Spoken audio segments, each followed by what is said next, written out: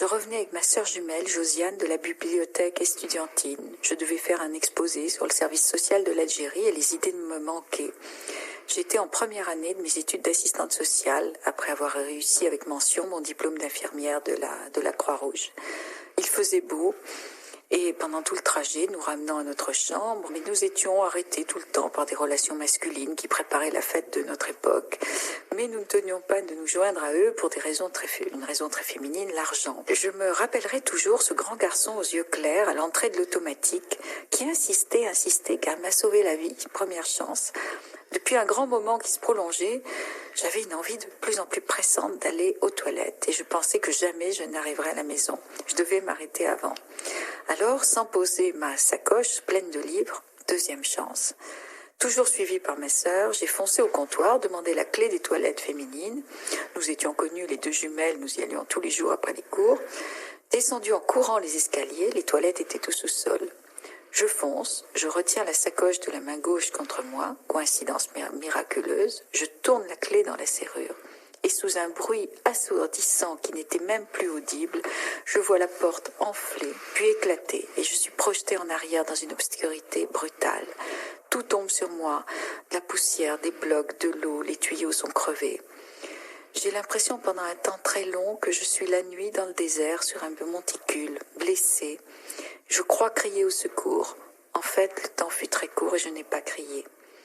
Un bras m'a secoué et une voix m'a dit « Viens, on va se faire remarquer ». C'était ma sœur, miraculeusement indemne, qui essayait de me relever. Malgré mes efforts, je ne pouvais pas. Je t'assure, je suis blessée. Et en même temps, toujours une même idée. Faire pipi. Je me disais que je ne pourrais pas me retenir. C'est idiot, mais c'est comme ça.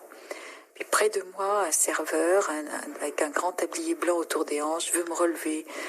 Et en essayant, je lui dis « Je veux faire pipi, mais je veux pas qu'on se voit. » « Ne vous inquiétez pas, dit-il en tendant son tablier devant moi. C'est aussi étrange que ça puisse paraître, tous mes efforts pour vivre étaient concentrés sur ce besoin irrépressible de la nature. Ensuite, je me suis sentie de plus en plus mal. Il y avait du monde, on voulait me porter, on me tirait, on me soulevait. Un militaire voulait fermer le trou entre mes deux seins avec une épingle à nourrice. Mais je n'ai pas d'épingle. Puis tout devient gris, noir, je suis dans un état second, je reprends conscience de temps en temps. La lumière du trottoir dans la rue, un étudiant en médecine qui me colle dans sa voiture, troisième chance. Mais qu'est-ce que tu foutais là, Michel? Nous faisions des sauts ensemble sur la dropping zone de Blida le dimanche. Et je sais qu'après mon départ, 2 bombes ont sauté, une en face, le Mille-Bar. Heureusement, la plupart des gens étaient sortis pour voir, sauf une vieille dame restée devant sa tasse de chocolat. « Oh, vous savez, moi les bombes, je connais », a-t-elle dit. On n'a plus retrouvé intact que son chapeau. Et puis une autre au Cocardi, plusieurs morts là aussi. Pour ma part, la voiture roule, je suis coincée entre le fauteuil du chauffeur et le siège arrière. Ma sœur me tient la tête, je me sens mourir. Je ne veux pas. À 22 ans, je veux vivre. L'image résiste, je sens que la vie me quitte. À haute voix, je me mets à réciter le « Je vous salue Marie ». Ma sœur le récite avec moi, je ne sais plus, je ne suis évanouie. Ma sœur voit avec inquiétude mes yeux s'auréoler de violet, signe d'une hémorragie interne importante. Un souvenir, après, je suis assise par terre contre un mur, il fait noir ou gris, tout me semble vague. À côté de moi, des jambes, des pieds, des gens allongés.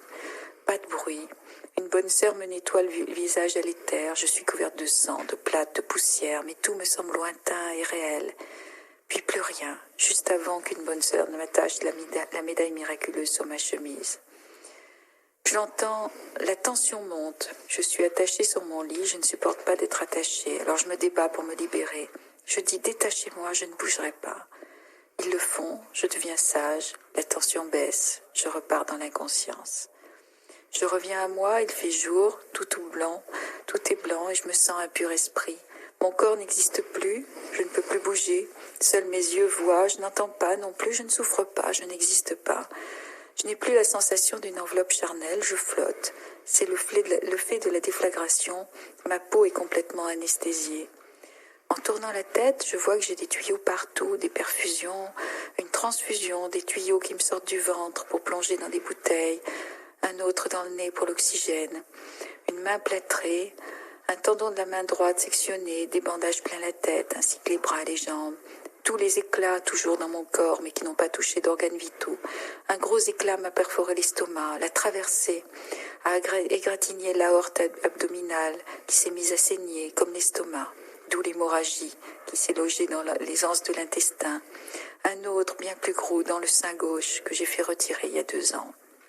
Au cours des années, je me suis fait retirer une dizaine d'éclats qui se baladaient dans mon corps. Il m'en reste encore. Pendant cette première journée, je ne souffre pas. Mais croyez, ensuite, elle était bien présente pendant des jours et des jours, la douleur.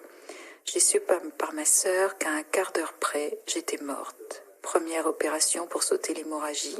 Pendant la nuit, ils ont cru me perdre. J'ai subi ensuite, après m'être réveillée, une deuxième opération pour sortir l'éclat calamiteux. Il fallait me parler à voix basse, autrement c'était un bruit infernal et assourdissant dans ma tête. Gentil voisin qui est venu me jouer à l'oreille un air d'harmonica composé pour moi. Je te souriais, mais si tu savais l'horrible douleur que déclenchait ton harmonica, j'en aurais hurlé. Et ensuite, pendant des jours et des nuits, cette douleur continue, exacerbée par les bruits, les infirmières qui me faisaient des soins, qui me bougeaient, tous ces tuyaux qui entraient dans mon corps, ces douleurs abdominales, les perforations intestinales. Pour calmer la douleur, j'essayais la respiration de la femme accouchant, mais ça ne servait à rien. Je ne supportais plus la visite de personne.